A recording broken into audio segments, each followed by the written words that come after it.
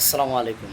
বিদ্যালয়ের কম্পিউটার যিনি ক্লাস নেন অর্থাৎ আইসিটি সহকারী শিক্ষক আইসিটি তাদের আসলে কাজটা কী? তাদের নির্দিষ্ট কাজটা কী? এটা আমি প্রশ্ন করতে চাই আমার আ বাংলাদেশের আ সচেতন মানুষকে।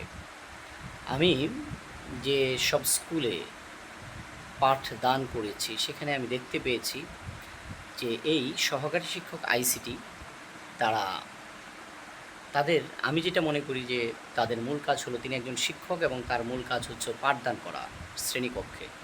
কিন্তু আমি দেখছি তিনি তার পদটা এমন হয়ে গেছে যে সহকারী শিক্ষক আইসিটি কাম কম্পিউটার অপারেটর কাম অফিস সহকারী। অর্থাৎ একই সাথে তার ৩ টা কাজ করতে হয় এমন অবস্থা আছে কোনো স্কুলে আমার মনে হয়।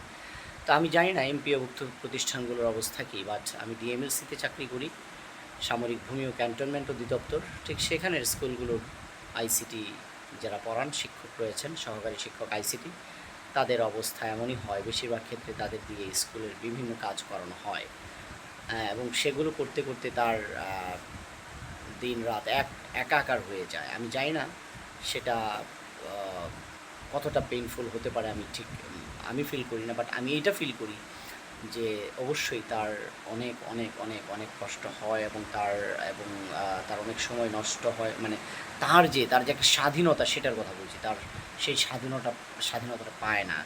তার বস প্রধান শিক্ষক রয়েছেন, সহকারী প্রধান শিক্ষক রয়েছেন। তারা যা করতে বলছেন বিদ্যালয়ের প্রয়োজনে তারা করছেন এবং আমাদের মতো যারা সহকারী শিক্ষক আরও রয়েছে তারাও সেটাকে অনেক সময় মনে করি তারই এটা কাজ। হ্যাঁ, এটাও ঠিক নয়। এখন আমি জানি না আসলে এটা তার কাজ কি না। আসলে তাদের কী কাজ? যারা জানেন অবশ্যই কমেন্টে জানাবেন। ধন্যবাদ সবাইকে।